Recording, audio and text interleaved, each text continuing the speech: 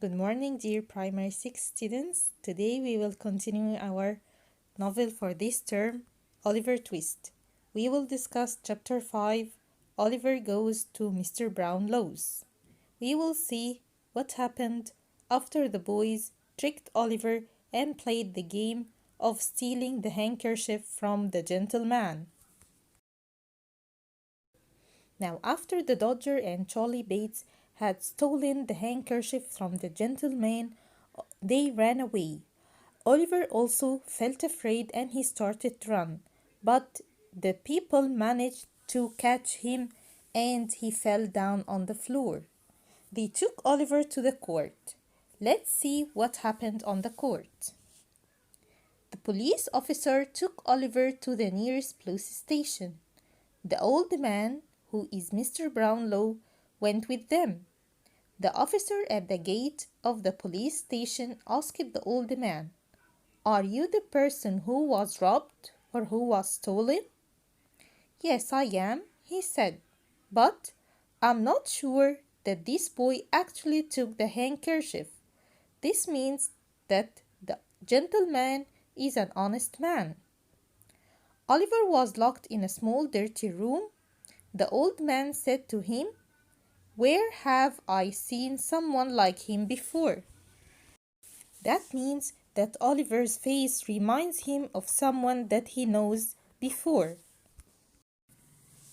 Later that day, Oliver was taken to the judge, Mr. Vang.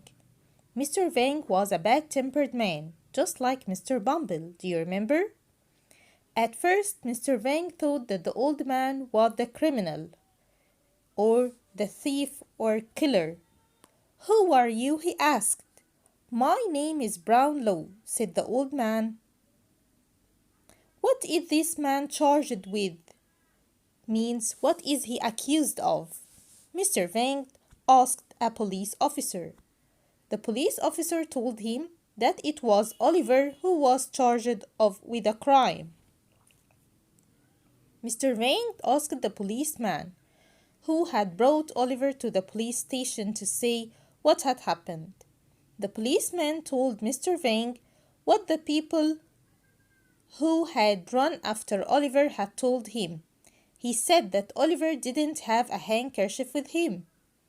"Did anyone see him steal the handkerchief?" "Nobody," said the policeman. So now the judge, Mr. Vang, is a bad-tempered man. He thought that Mr. Brownlow is the criminal, but the police officer told him that it was Oliver who was accused of stealing the handkerchief. But no one had seen him stealing the handkerchief. Now Mr. Vang asked Mr. Brownlow to tell him what had happened. Mr. Brownlow said that he had only run after Oliver because he saw him running away. He said that he didn't think Oliver was the thief.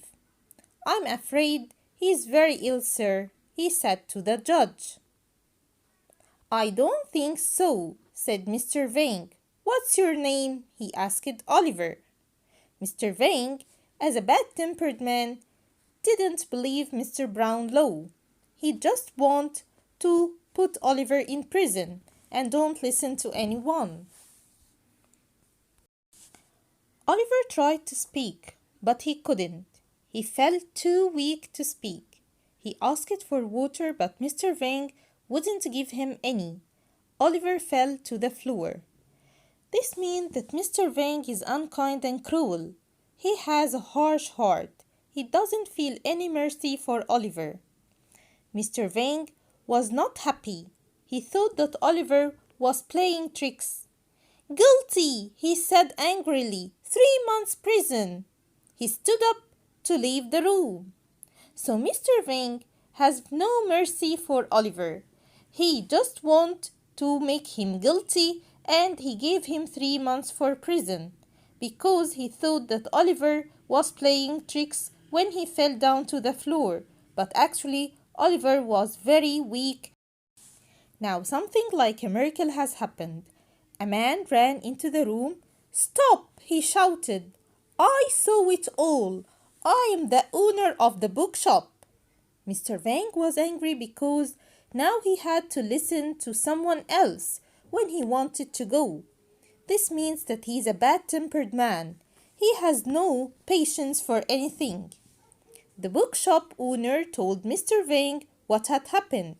He had seen the two boys steal the handkerchief, then ran away, he said. Now Mr. Vang was angry yet again, because his time has been wasted. He said Oliver could go. This means that Oliver is innocent and he's not guilty anymore for stealing the handkerchief. And he left the room. Outside, Mr. Brownlow saw Oliver lying on the pavement. His face was white and he was shaking because he was so weak. He was hungry and he was very cold. Poor boy, said the Brownlow. He put Oliver into his coach and drove away. The coach dropped outside a house in a quiet street in North London, where rich people live. Oliver was taken upstairs to a bed. He was very ill. He lay in bed for many days in a deep sleep. When he woke up, he was thin and pale. He looked around the room and he wondered where he is. Where am I? He said. This isn't the place where I fell asleep. Mrs. Bedouin, Mr. Brownlow's housekeeper, heard him speak and came to him. Be quiet, my dear, or you will be ill again, she said. Lie down. Oliver lay down. He woke up again much later. After a while, he was able to sit in a chair, but he still wasn't strong enough to walk. He saw a picture of a woman on the wall. Who's that, madam? He asked Mrs. Bedouin. I don't know, she said. Do you like it? She looks like she wants to speak to me, said Oliver, but she can't. Don't worry, my dear, about things like that, said Mrs. Bedouin. So there was a picture on the wall for a girl who looks like Oliver. The picture seems like someone who wants to talk to Oliver, but of course she couldn't because it's just a picture. But Oliver felt something against this girl. Later, we are going to find more about her. Later that day, Mr. Brownlow came to see Oliver. He was pleased to see that Oliver was well enough to sit in a chair, but he couldn't stop looking at Oliver's face. Do you remember when he looked at Oliver's face in the court? He said to himself that this face is familiar to me. I hope you are not angry with me, sir, said Oliver. No, said Mr. Brownlow. But look, he said to Mrs. Bedouin. Look there. He wanted to see Mrs. Bedouin to look at the picture. The woman in the picture looked just like Oliver. Oliver didn't understand what was happening. He was so surprised by Mr. Brownlow's excitement that he fainted. Now, there is something missing in this part, or there is a mystery about the girl in the picture. What do you think? Do you think this girl is a relative to Oliver? Let's find out. Now, after the robbery, the Dodger and Charlie Bates watched Oliver being taken by the police. Then they went back to Vagon's house. Where's Oliver? Asked Vagon. He was angry. Vagon took hold of Dodger's coat and shook him. Tell me or I will kill you, he shouted. The Dodger got away from Vagon, leaving him holding the coat. The police have got him, he said. Vagon picked up a metal pot and threw it at the Dodger. It missed him and hit Charlie Bates. Why do you think Vagon is so angry?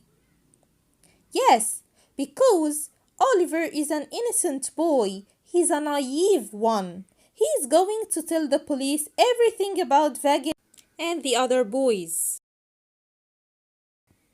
There was a deep voice at the door. "What's going on here?" asked the voice. A man came into the room. He was big and about 35 years old. He was wearing a black coat and a dirty black trousers. He had a brown hat on his head and a dirty handkerchief around his neck. A white dog followed him into the room. This man is called Bill Sikes. "Give me some beer," he said. The fight seemed to be over, so everyone sat down. Now Vagan told the man that Oliver had been taken by the police. "I'm afraid, Mr. Sikes," he said, "the boy might say something which will get us into trouble." "Somebody must find out what has happened," said Bill Sikes. "He's one of the criminals." There was a problem. None of them wanted to go to the police station. While they were talking, two young ladies came into the room. They are going to ask one of them to pretend that she is her sister and bring Oliver back to them. Vagan smiled at one of the ladies. "Nancy is her name," he said. "Will you go to find out what has happened to Oliver?" "You are the only one that the police don't know," said Sikes. At first, Nancy wouldn't go, but using threats and promises, Sikes persuaded her to go. She went to the police station. "Is my little brother Oliver here?" she asked. A policeman told her where Oliver had been taken. Nancy went back to Vagan and told him what the policeman had said. Vagan said in a very hard voice, "We must find him," as they were very afraid that Oliver would say anything to the police and put them all in trouble. That was all for chapter 5. Later, we will know that they are going to take Oliver back to them and use them in stealing. Thank you, dear students. See you next time. Bye.